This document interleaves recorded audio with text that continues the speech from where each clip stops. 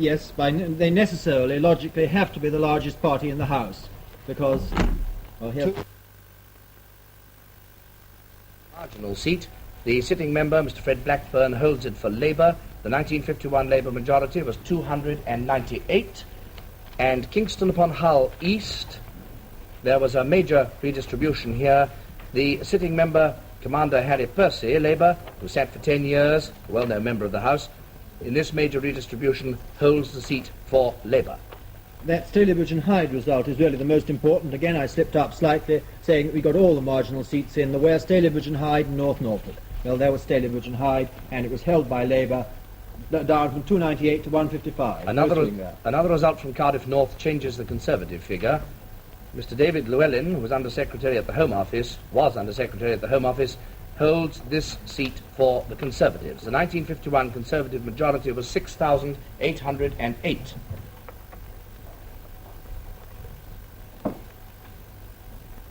Can't be many minutes now. Another result, I think, is on its way from Lincolnshire. The constituency is Brigg. Here, Mr. Edward Mallew, the Labour sitting member, holds the seat for Labour. He had it for 7 years. In 1951, the Labour majority in Brigg was 8,089. A 2.5% swing to the Conservatives in Brigg, but not in the least enough to endanger the majority of Mr. Mallew, whose brother was elected last night in Huddersfield. Perhaps we might see the party total board again in a moment. Here it is. Yes, the 300 still at 313 on the Conservative side. The sway of the results, of course, is very tantalizing at this stage. We never quite know how long it'll take. Here is another result from Brierley Hill in Staffordshire. A minor redistribution. Mr. James Simmons, Labour, the sitting member, who sat in the House for 12 years and has been a junior minister, he holds this seat for Labour.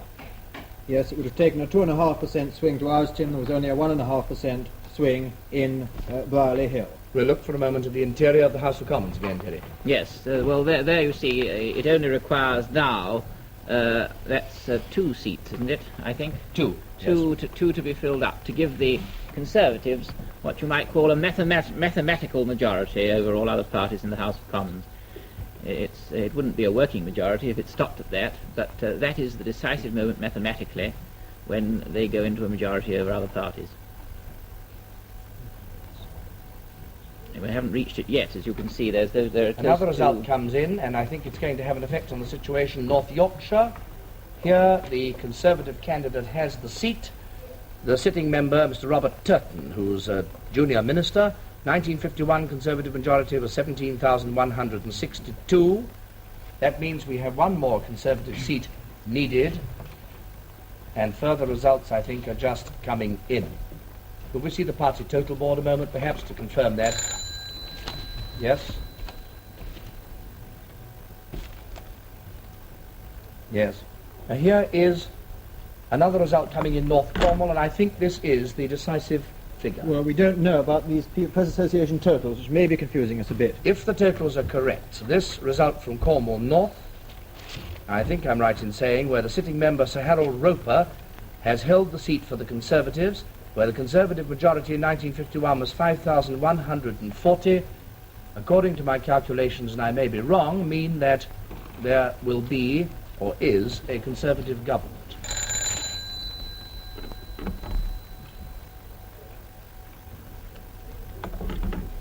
Now, I hasten to say in saying that if my calculation is correct. Behind Cornwall North, there comes another result, Arundel and Shoreham, where the sitting member, Captain Henry Kirby, holds the seat for the Conservatives. The 1951 Conservative majority was 18,023. Here comes Yeovil in Somerset, where the sitting Conservative member, Mr. John Peyton, holds the seat for Conservatives with a Conservative majority in 1951 of 2,921. As soon as our The Liberal did quite well there and saved his deposit. But we're really mainly interested in the two major parties just at the moment, at this tense moment, waiting for the next 2 or 3 results to come in, which will settle or seal the question of the next government. The next result is Welsh. It comes from Denbigh, Denbighshire. And there, the sitting member, Mr. Garner Evans, National Liberal, holds the seat as a National Liberal. The 1951 National Liberal majority was 7,915. The Liberals move up from third to second place there.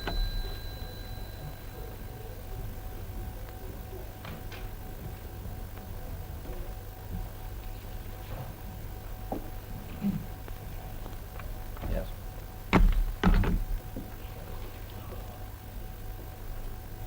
The Liberals have done remarkably well in two of those last three results. In North Cornwall and in Denbigh they did well. Here's that critical result I mentioned before. From North Norfolk.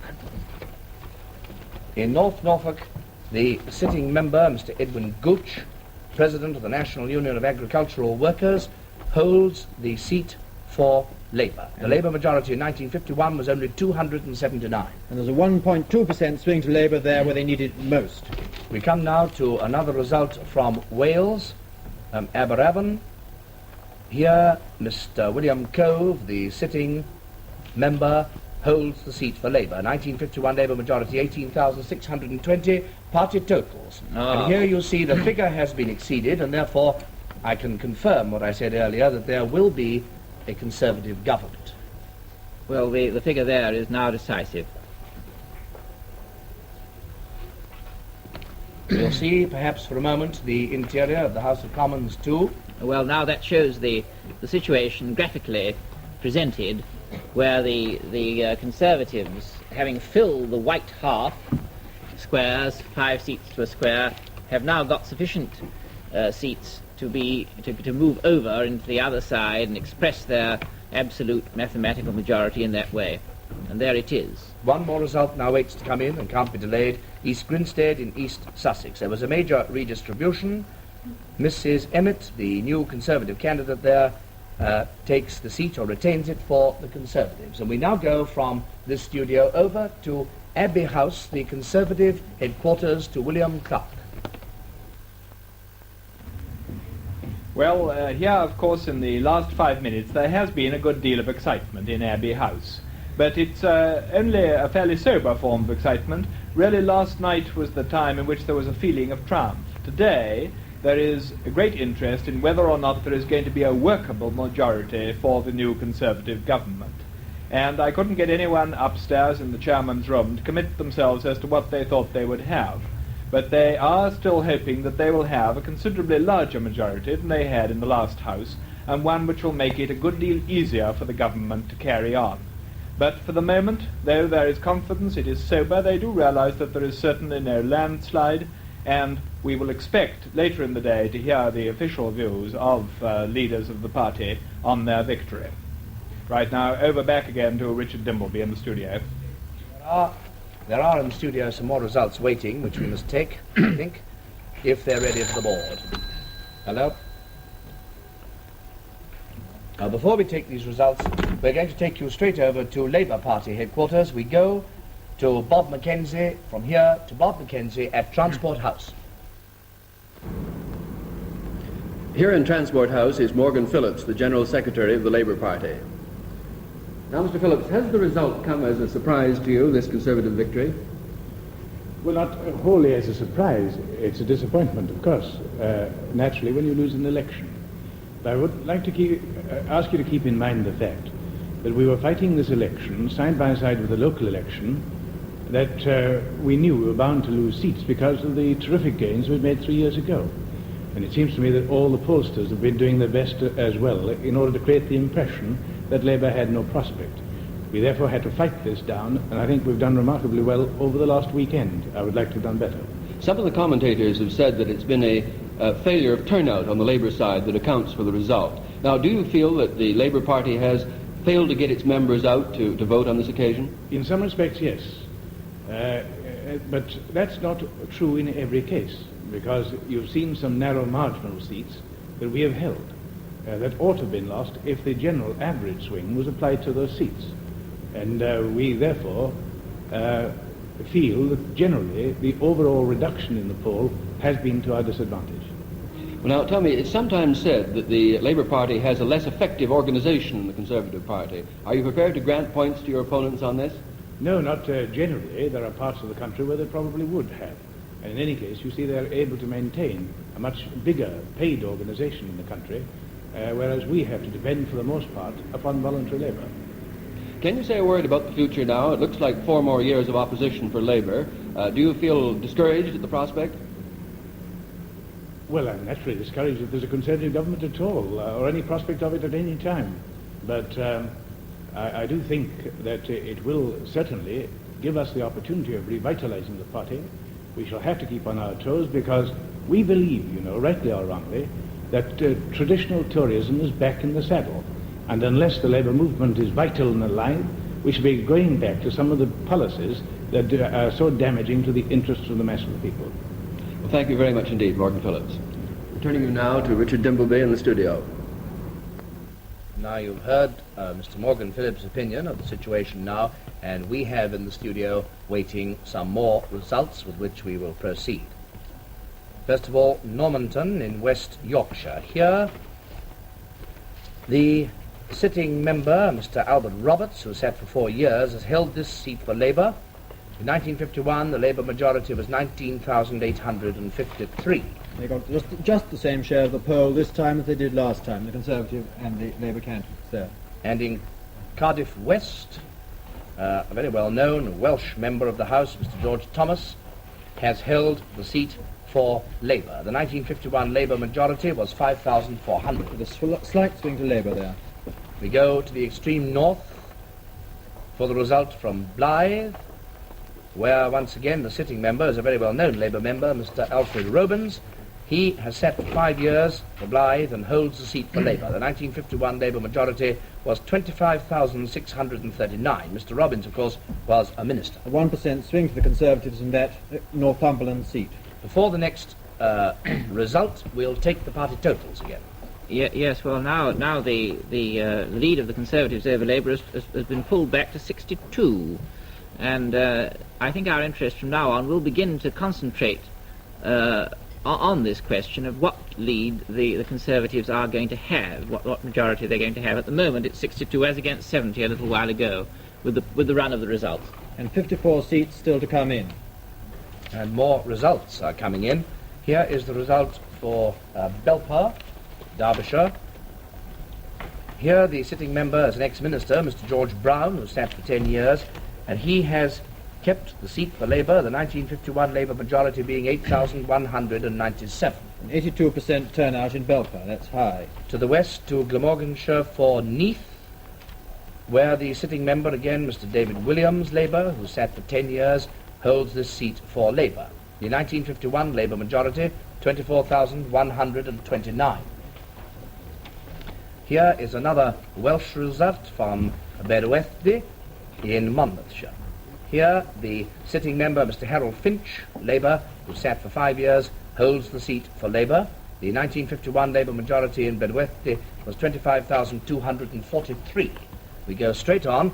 North Wales, the tip there, Anglesey, the sitting member... All Hughes. Hughes and Hughes. It's like a firm of lawyers. The sitting member, Mr. Cledwyn Hughes, the Labour candidate, that's the first Hughes of the three you see there, has sat for 4 years, and he has held the seat for Labour. The majority was small in 1951. It was only 595, David. Yes, the Conservative there forfeits his deposit, and so does the Welsh Nationalist.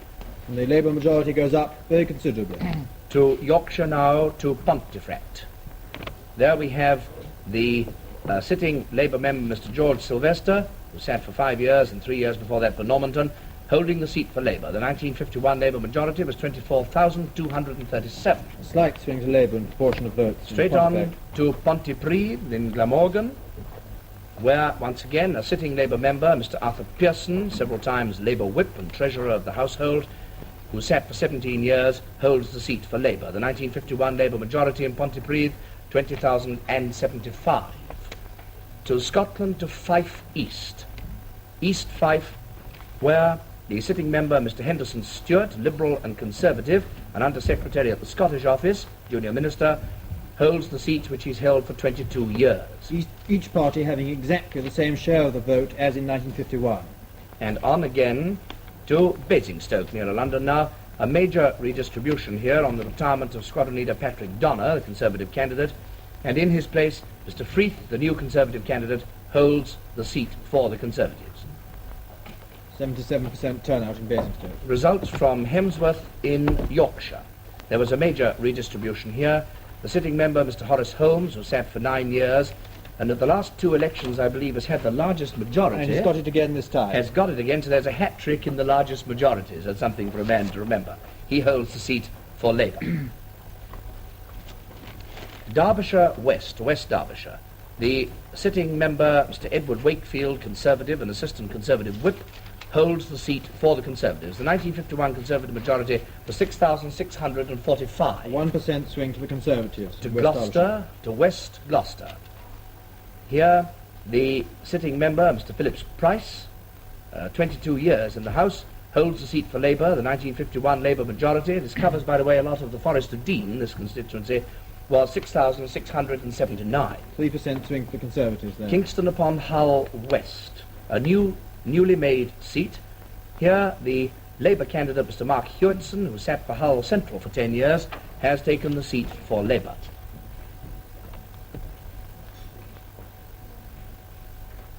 Further results, I think, are on their way, and we'll see, just for 1 second, the House of Commons situation, Terry. Yes, well, there you see the Conservatives' absolute majority has now carried over to 5, I think.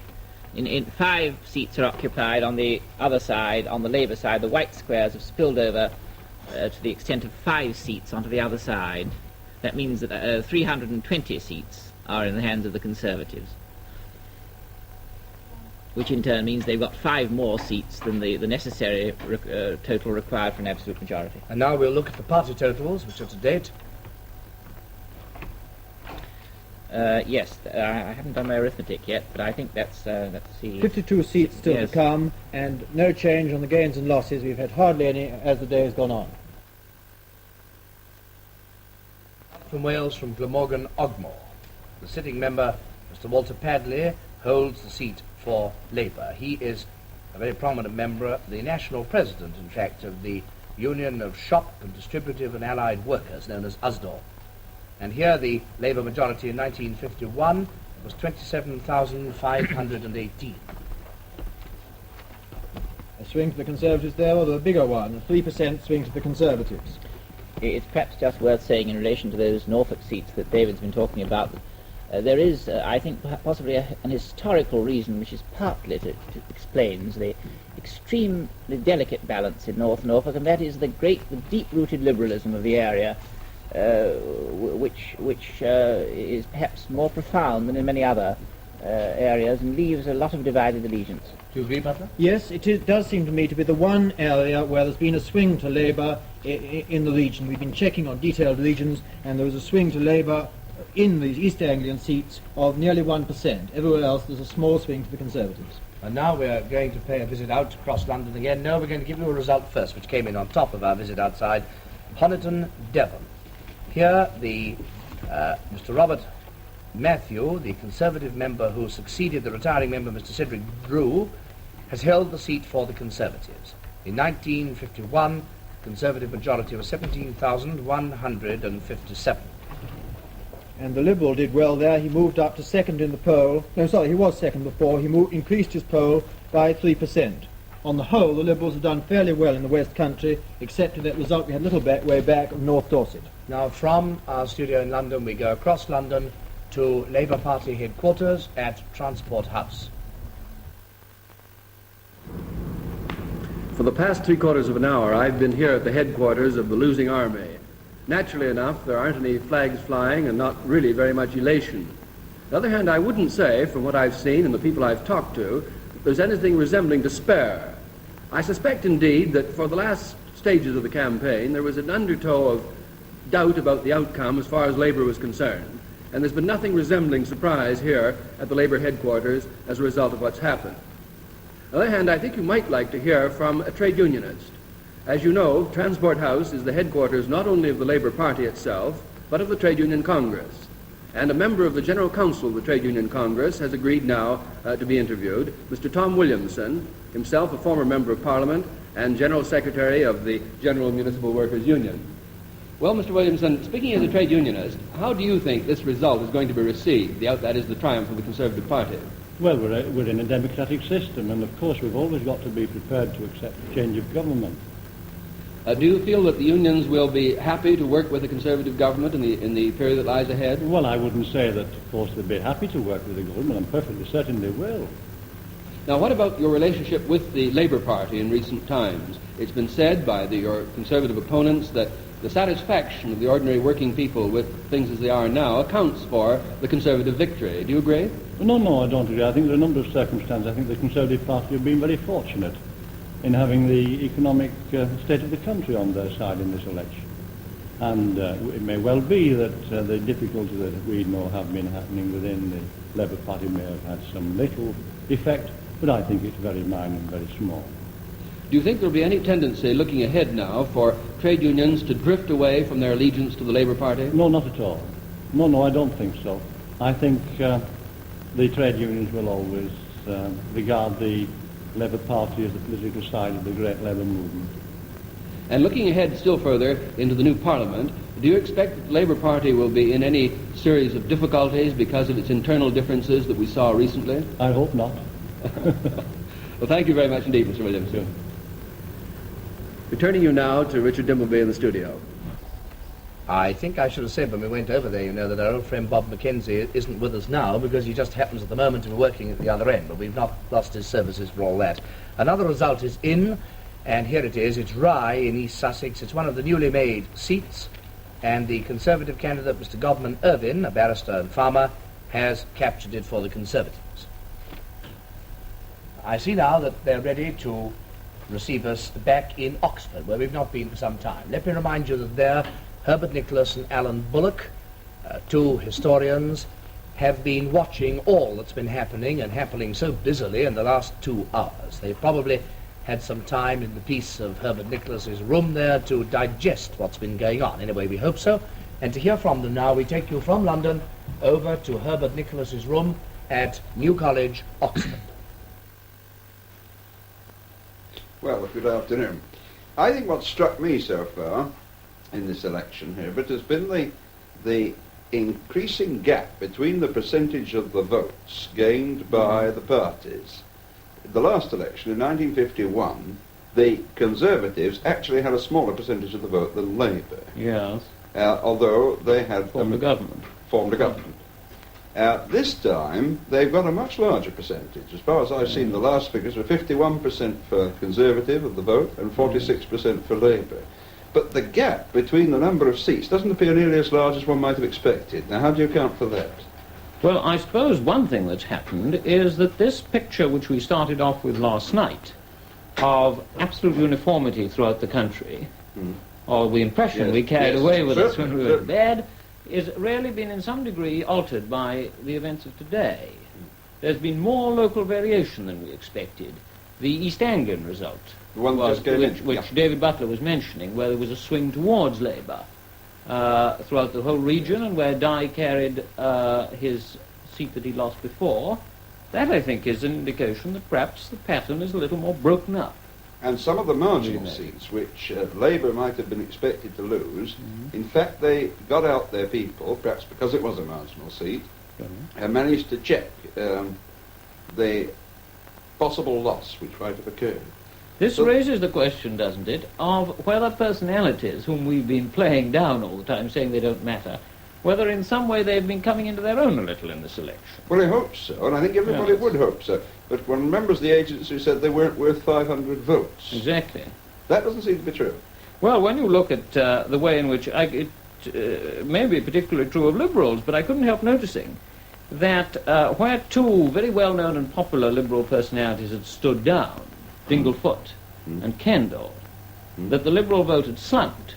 Where a popular Liberal personality had returned to the electorate, to the election and to campaigning, as Frank Owen in Hereford, it had gone up. And you could parallel this by the marginal Labour seats that Labour succeeded in holding. Yes. Well, now let's switch to another thing. I wonder what the reaction to this is being abroad. I remember last night we were listening to Alistair Cook. He said how struck he was by the fact that so little notice had been taken of foreign policy in the election. Well, I think that's true, and as far as the campaign went, it was not an issue.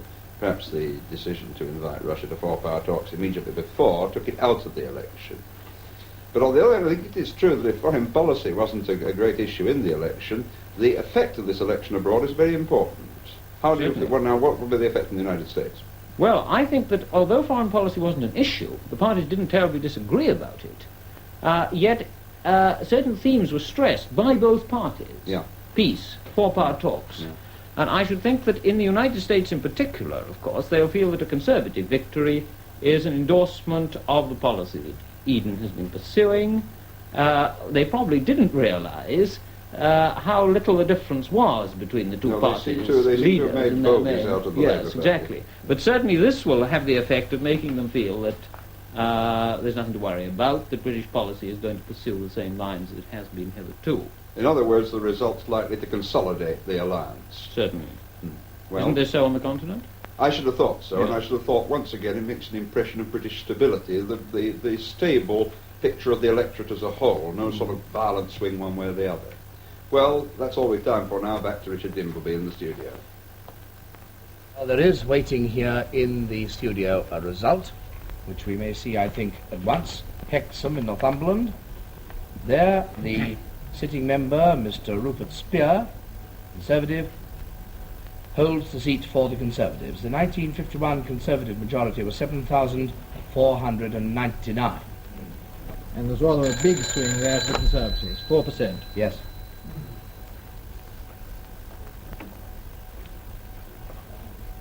Another result in now from Rhondda East.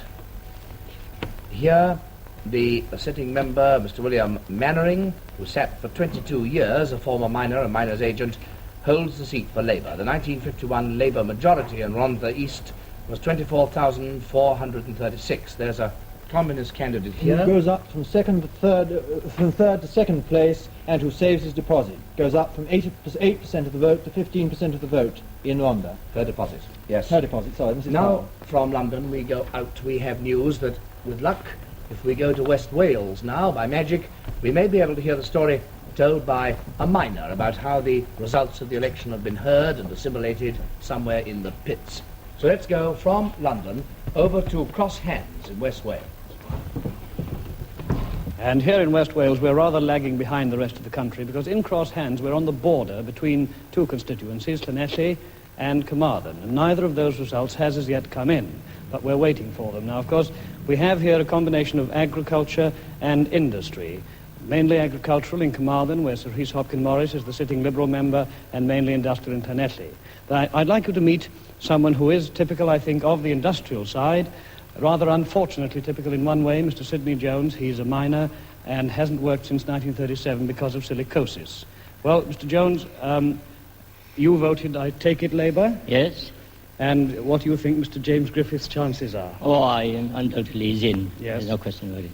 Well, as a sideline, Mr. Jones, how does the miner find out how things are going up top when he's down below? Oh, they're very interested because they mark the trams, you see, and they let them know as things come in. The radio, most likely, or in the canteens, Yes. and they're able to talk the trams, and on now, of course, with the latest types, they've got phones, you see, and so on. But they do still chalk on the side of the drams that carry the coal how the results are going. Oh, most likely. And, of course, I take it the mining vote here is largely Labour. Oh, in the main. Do you find that the young miners coming up are as interested in politics as they used to be when you were a young miner yourself? No, I wouldn't say that. No? By any means, no. And you think that's a pity? It is a pity. Yes. But quite apart from that, they still go on mining what they tell me is the best anthracite coal in the world. Oh, there's no question about it. It is. Yes. And apart from having the best coal in the world, of course, they are fairly confident that Mr. James Griffiths will be returned. It is a safe seat. Yeah. Of course, the other interesting one, as you've heard, is the one just next door. The border between the two constituencies actually runs halfway through the chapel and halfway through the pub. which is the sort of thing that very often happens down here. Well, there it is. We're still waiting for our 2 results and 7 more in Wales. Thank you very much, Mr. Jones, for coming along. And, well, we expect your member will be returned. Of course, nobody can prophesy definitely, but I'm sure you'll be very disappointed if he isn't. Oh, easy. But how do you feel about the Conservatives having been returned as a Labour man all your life? Oh, well, I'm not happy at all, because I haven't found them being too kind to us, you see, especially to the miners, especially men like myself, who are suffering from silicosis. Yes. They haven't been very kind to us, and I hope that now that they're in, that they'll certainly treat us as they ought to. Well, let's hope that's been noted by those concerned. Thank you. Well, that's all for the moment from West Wales. We'll still stay here waiting for the results to come in the meantime. Back to you, Rita Dimbleby in London. Well, there's some news. We are going to pay a call. Are we ready to? Yes, we are. We're going to pay a call across London to Conservative headquarters at Abbey House, where we shall find William Clark, who is going to talk to Lord Woolton. So we go now.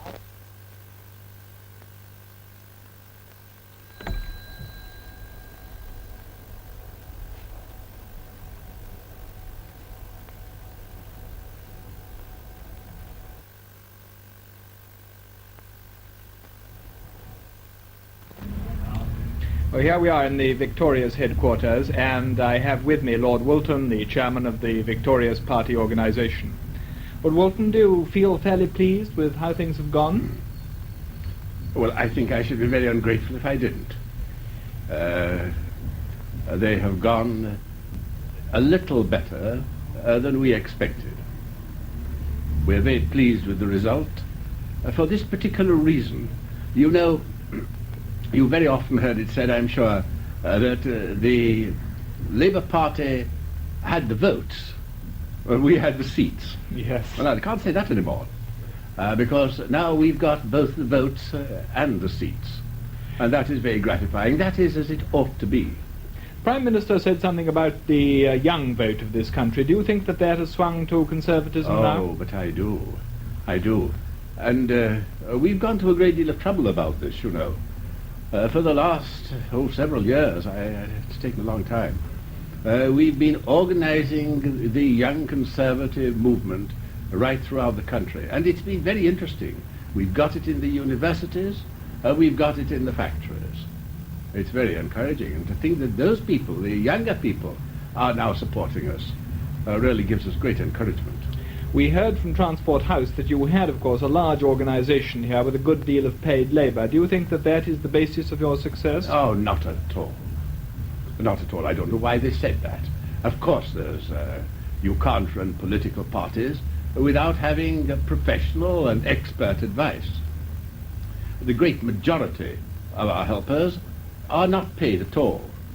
The great majority of our officers here are not paid. Perhaps you might say, well, some of you are very fortunate. You are able to do without it. Well, that is true, and we are fortunate.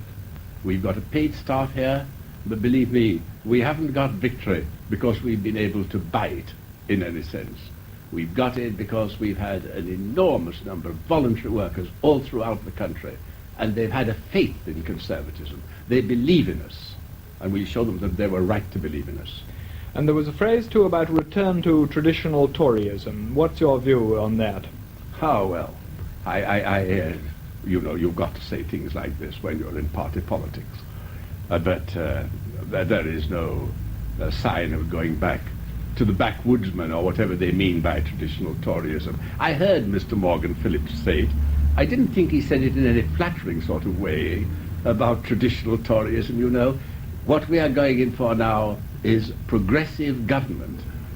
The reason why people have voted for us, and the young people in particular have voted for us this time, is because they see for themselves the chance to get on. They see the opportunities for progress. They see that they've had stable employment. They see that they're better off than they've ever been before. And that is, after all, what all of us want. And particularly it's what people want when they're young. Well, then, as a last question, what do you think the election results give you a mandate for? Just the mixture as before? Continuation, stable government. I'm sure of this, And did you notice the Prime Minister said it today? I'm sure that they don't want class hatred. You know, it isn't English. It isn't British. We don't hate one another. And this idea that there is a class cleavage in this country, I think is something that is foreign to British temperament. We've just got all to work along together, and by that means we'll bring great prosperity to this nation, and it deserves it. Well, with those benevolent words, which I think you were speaking, I will turn us back again now to Richard Dimbleby in the studio. Well, we've heard now from Lord Woolton, and we're going now to hear from a very prominent member of the Liberal Party. I've just heard that Frank Gillard in Bristol has with him Mr. Frank Byers, a former Liberal Chief Whip. So let's go now from London over to Bristol.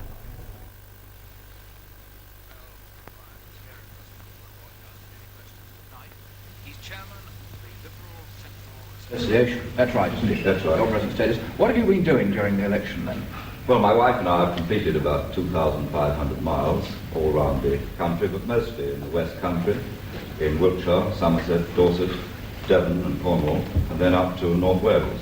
And we've taken a few other constituencies like Epping and Walthamstow, Eye and so on. You've seen quite a bit of it. Oh, we've seen quite a bit of it. I think it's pretty self-sacrificing of a man who's standing down as a candidate to run himself into the ground like this. Well, I think it's been a very interesting experience. It certainly has given me a much wider view of what happens in an election, because all elections up to now I've been fighting in one constituency. Yes, indeed. Well, what about this celebrated apathy and so on? You come across it? We saw none of it at all. In fact, we had the most enthusiastic and extremely large meetings.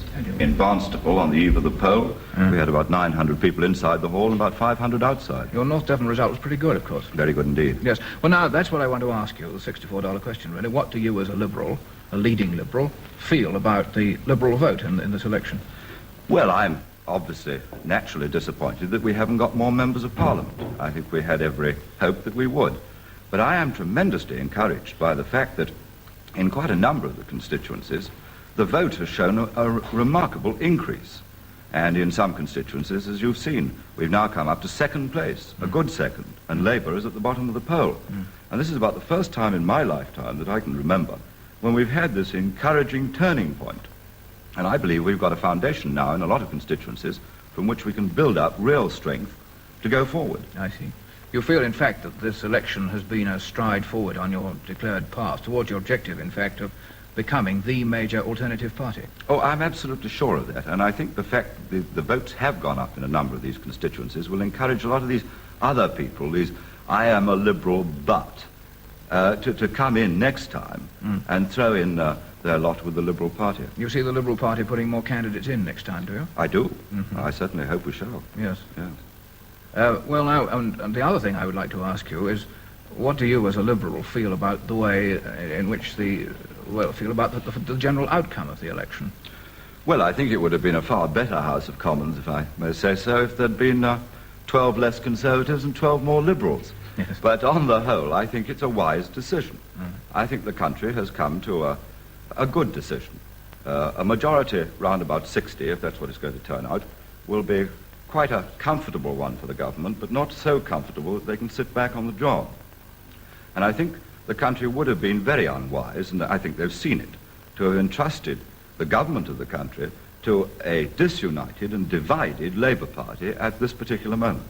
But as you know, we were fighting to try and get better representation, stronger representation for the Liberal Party. And I feel, to that extent, that the House of Commons is not nearly as good as it should be. Yes, well, it's a very natural answer. One last thing. Do you feel that any major issue has itself arisen out of the election? Well, I should say that the major issue which has arisen as a result of the election, that's what I mean. Now we know the result, that's what I mean, is the future of the Labour Party. Because, quite frankly, I think that if that party is going to remain as the official opposition, and I don't see it doing so, but if it is, it's got to do a great deal of fresh thinking. It's got to get unity. It's got to have, I think, a policy which does not include all this nationalisation and controls. And I think they've got to bring a good deal of business experience into their academic economics. And until they do that, I don't see them getting back into power. In fact, I hope they don't, until they've got a proper policy.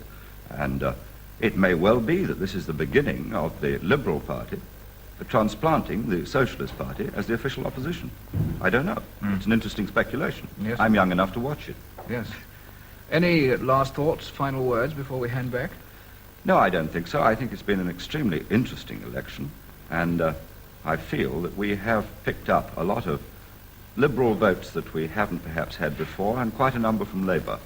But, of course, we've got to do a lot of analysis to see whether we have, in fact, maintained our position, which I understand we have, vis-à-vis 1951. But there's a great deal of work to be done even now.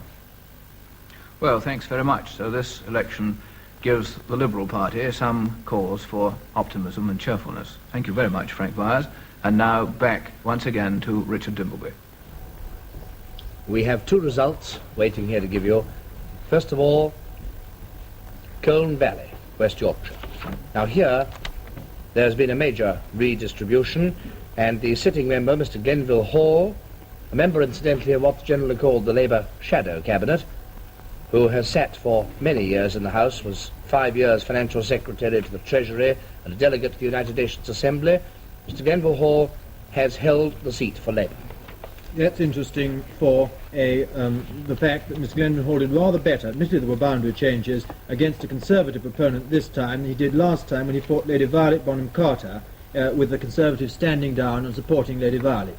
But I think he has another result coming up. Yes, this is from Wales, Brecon and Radnor. Here, again, the sitting member, Mr. Tudor Watkins, Labour, he sat for 10 years and he holds the seat for Labour. In 1951, the Labour majority was 2,083. There are two quite remarkable things about that result I'd like to comment on. Firstly, that's the biggest swing to Labour there's been in any result so far. The Labour share of the poll was up 6%. And the other thing is the quite fantastic turnout in Brecon and Radnor. It's the largest constituency in land area south of the Scottish border, I believe, certainly south of those large constituencies up in Richmond, North Yorkshire.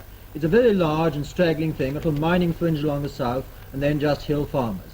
Well, no fewer than 87%, 86.7% of the electorate of Brecon and Radnor voted. I think it's the highest poll we've had recorded in the whole night. It is the highest, isn't it, Robin?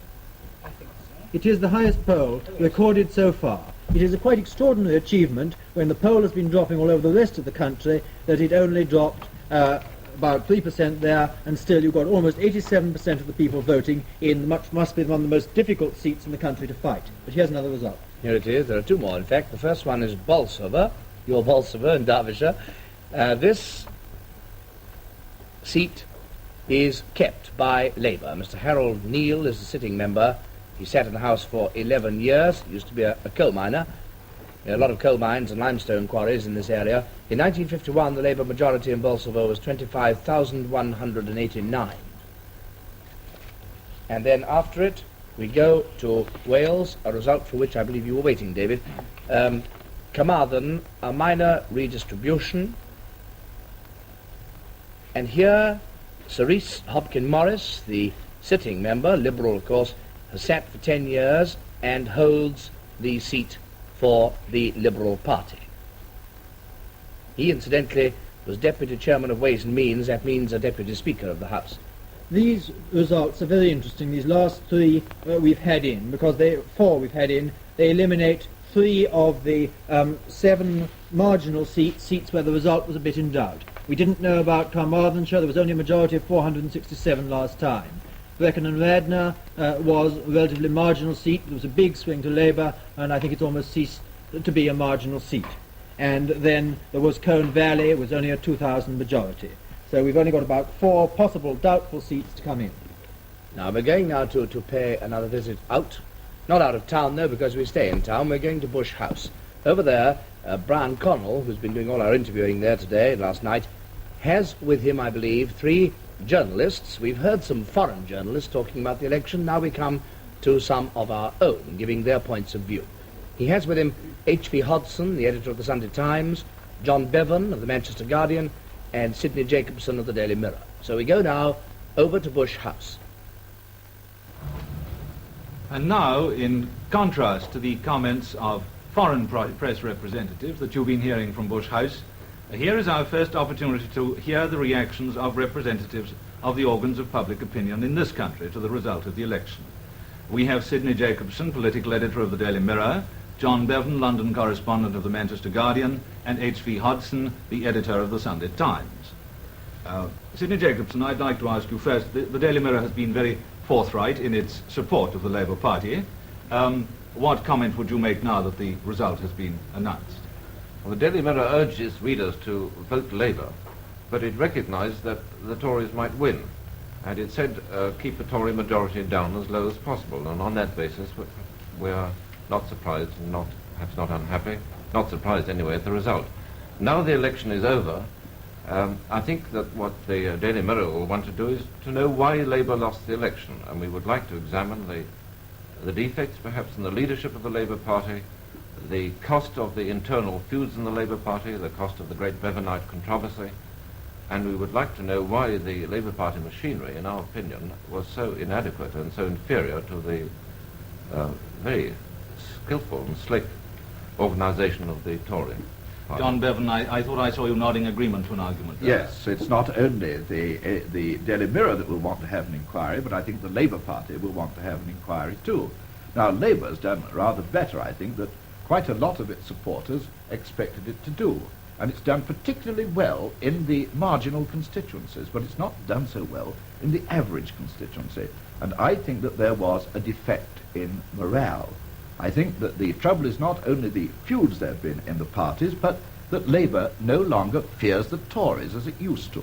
I don't think anybody can really fear Sir Anthony Eden. And Conservatism has worn a new face during the past few years, and it has taken the sting out of the Labour attack.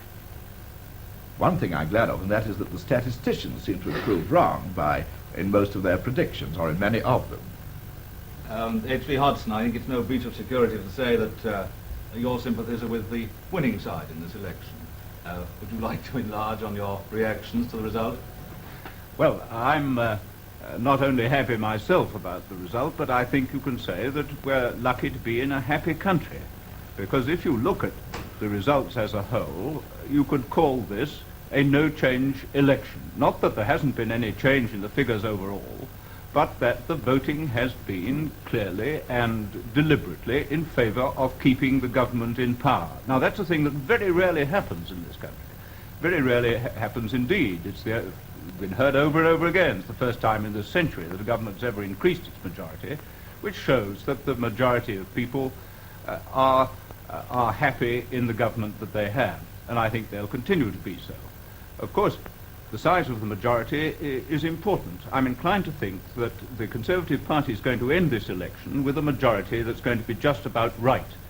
Not too large so as to expose it to faction within itself, and not so small as to fail to give the confidence and security that the government needs both at home and abroad in dealing with the four-power situation and other problems abroad, and with the strikes and other difficulties at home.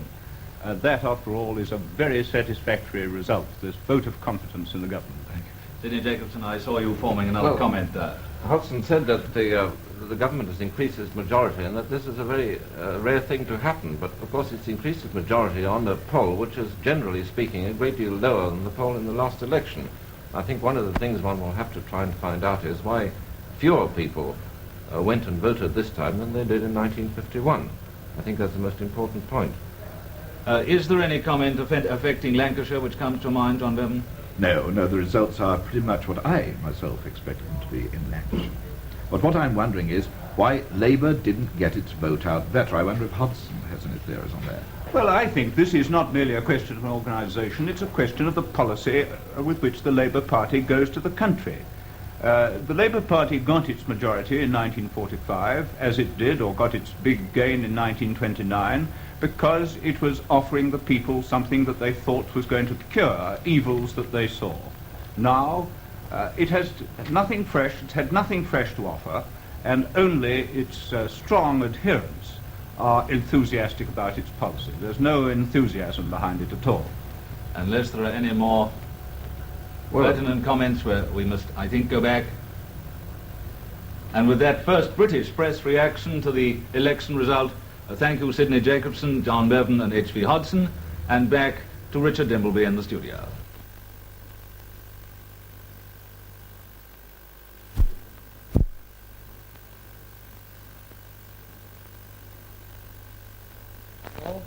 opinion on the whole situation as it is as of this moment? Well, I think the first thing to do is to look at the result so far in terms of seats. We'd like to look at the party totals and see what has happened. Here you see the Conservatives, 339 seats. Well, I think that when the final results are in, there are 4 more seats that are likely to go to the Conservatives and 2 doubtful ones they might conceivably get. They'll probably have, well, let me be quite safe and cautious in this final thing, they'll have between 342 and 345 seats in the next Parliament. The Labour Party should have, I think, 2 more seats on results still to come in. The Liberals, if they hold Orkney and Shetland, as one might assume they will, should have 6 seats. And then there are these 2 doubtful seats in Northern Ireland, Mid-Ulster and Fermanagh and Tyrone, which might go into the others column. And then there's this one other seat, the Speaker, which isn't listed here because the Speaker is in some ways a different sort of member from all the others. Now, I'm going to interrupt you just for one moment, David, because I believe that our last trip outside has materialized. I didn't think it was going to. I may in a moment receive the signal. We can pay one last trip, here it is, down to Wales, just a quick one, and then we'll be back to round off our programme. So let us go from London down to meet Howell Davis of Cross Hands in West Wales. He has with him, I believe, a man a Liberal candidate who's been very successful in a marginal seat, Cerise Hopkin-Morris. So over we go to Cross Hands. One of the fights that attracted most attention here in Wales was the one in Carmarthenshire, where the Liberal Sir Rhys Hopkin-Morris, Deputy Chairman of Ways and Means, held his seat in a 3-cornered fight against a Labour candidate and a Welsh nationalist candidate. Now, his majority in the last general election was 467. This time it was 3,333. And Sir Rhys Hopkin-Morris has arrived here in Cross Hands, somewhat breathless, by car from Carmarthen. I should like to ask you, Sir Rhys, what your comments are on this increased majority. Well, at short notice, it is very difficult to express any opinion except one. And that one is really decisive. The wholehearted support of all the lovers of freedom and liberty, to whatever party they belonged, and the hard work that they put in to achieve the result, hard work of every kind, and that throughout the length and breadth of the division. And when I talk of the length and breadth of the division, I mean length and breadth in this particular division.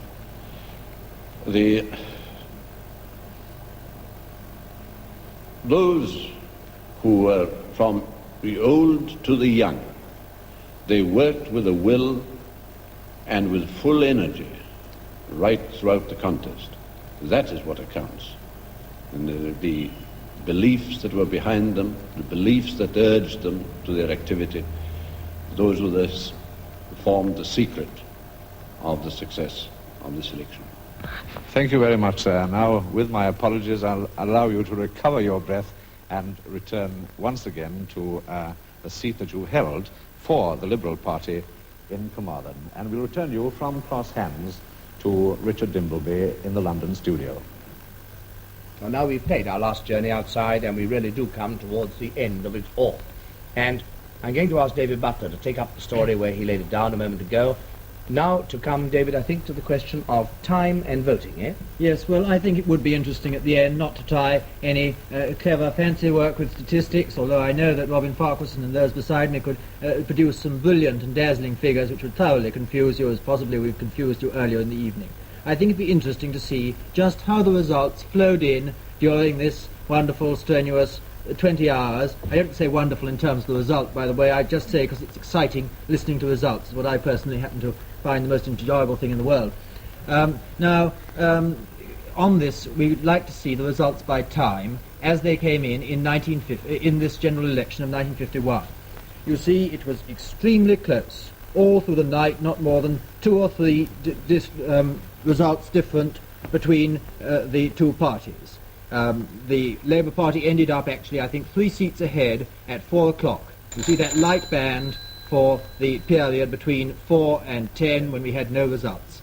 Then when the morning came in, they stayed together for the few results that came in between 10 and 12. and then suddenly the Conservatives leapt ahead to their lead of about 60 now. David, you said inadvertently 51. You're really talking of 55. These were the results by time in 1955. We did have a gadget earlier which was trying to help you by showing how the results came in last time. But this particular gadget that we just showed you was the pattern of results this time. Labour 3 ahead on the night, the Conservatives, as the county constituencies came in, pushing right ahead to their majority now of 60-odd seats. Now, Terry Thompson, our parliamentary correspondent, please, will you take up the story in our last roundup? Yes, well, before I do anything else, I'd just like to say a word to one or two or more viewers who've rung up to remark that certain names which they felt ought to have been on it were omitted from our board, our list of prominent members who are in and out. This is only by way of explanation, but I know a lot of importance is attached to these things, and I want just to say that that board is strict. I'm not going to bring it up because it take time, but that board is strictly limited in size, and we had to go on a strictly limited choice of members to put on it. I won't go into the details, but the omissions, whatever they were quite inevitable and regrettable but inevitable, and I can't say more about them than that. Now, I'm not going to say very much about the election as a whole. It's too big, frankly. I find it too big a phenomenon at this moment, above all, to attempt to assess in simplified terms. All I'm going to say about the election as a whole, speaking as a parliamentary journalist who sat here and watched the results come in over this period, that I still feel that this whole picture wants a great deal of study before we can see to the bottom of all the trends in it. It's clear that the general picture is clear enough that the battle of the turnout, as it's called, went against the Labour Party. They didn't get their vote out, and the Conservatives did. But I'm still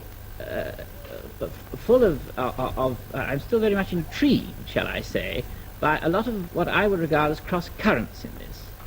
And I won't say more than that. I mean, for instance, to mention only one thing, the results in the Medway towns, where Labour seats, marginal Labour seats, seem to me to have been retained quite against the run of the play.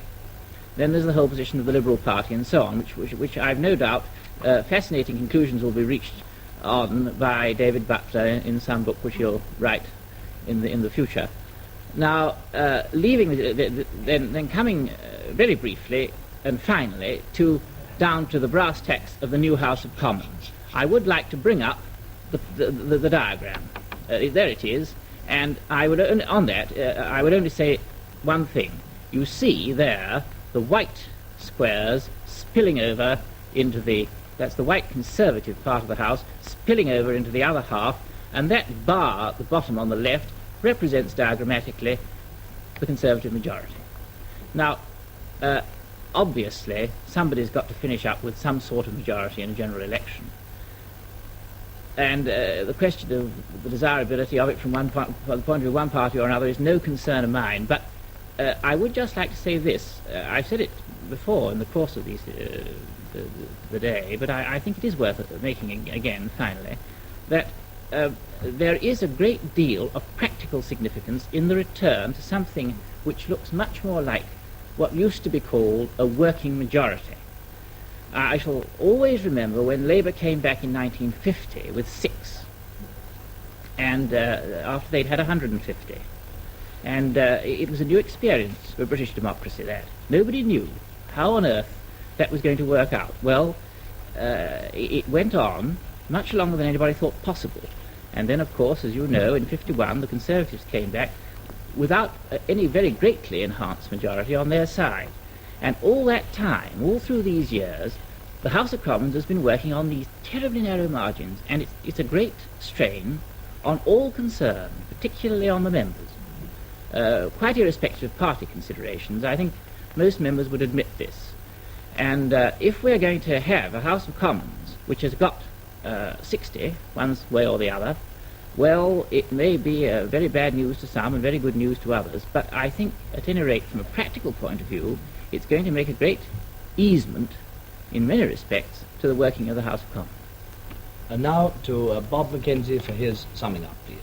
Just a final word, and I'd like to say something about party totals, just one last look at the party total board, because I think much of the story is to be seen in this set of figures. At least the total votes, if we could have that one, please, just finally. The point about it is, we've been saying again and again, it's been the battle of the turnout. Now, if you look at the votes for the Conservative Party, you'll see just over 13 million, going on for 13,200,000. They'll probably go over that mark. In the last election, the Conservatives got 13,700,000. In other words, their vote will have fallen by about 500,000 in this election as against the last election. The Labour Party is down to 12,300,000. In the last election, they got 13,900,000. They're down 1.5 million. In other words, the Conservatives are down 500,000, Labour's down 1.5 million in total votes, rounding it off. That is the story of this election. It's told in the failure of the Labour Party to poll its proportion of its vote, the success of the Conservatives in getting a larger proportion of theirs out. The battle of the turnout is the phrase that's been used again and again. I'm sure that's exactly what this was. Of course, abstentions, in a sense, are endorsation of things as they are, and the government has every right to take credit for the fact that not very many people felt strongly enough to go and switch the thing against them. That's all for now, Richard. Thank you, Bob, very much. Well, it is just left now for me to give a final summing up, and that's not going to be quite the same as the summing up given by the experts. One fact from all this, to me as the perennial layman, there is a Conservative government. It has a majority of at least 50, and that figure is capable of change for the rest of today and also to some extent tomorrow. That much we know. I've been making a little calculation on a piece of paper, and I find that it was just 17 hours ago that we first came and sat down here and said, good evening, we're going to tell you about the general election. We're more or less stuck in our chairs in the studio. I won't pretend it's been easy, but we've enjoyed it, and I hope in some way that you've enjoyed it too. I want to say, like a chairman of a successful meeting, if it's been successful, a great thank you to all the people that you haven't seen who are in this room behind the scenes, because they've worked jolly hard. Now that's all. 17 hours with a couple of hours break. We hope, all of us, I know, that we have succeeded in performing some sort of a duty here which has been a public service for you. Now, we're going to suspend operations so the children can enjoy their television at 5 o'clock, which is just a minute from now.